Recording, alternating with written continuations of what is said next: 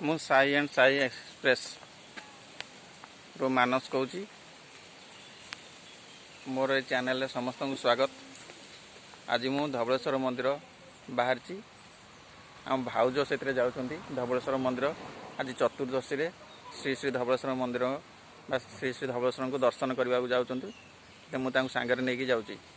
तेणु आपण मान अनुरोध जदि आपन को ये वीडियो भल लगे तेबे लाइक कमेंट शेयर आ सब्सक्राइब करेंगे। तेणु देखा भाउज आमर बाहर ना नहीं। हाँ भाउज बाहर तेणु आम एबे जाऊँ सेठारे पहुँचला परे अन्य सब किसी देखेबी। रास्ता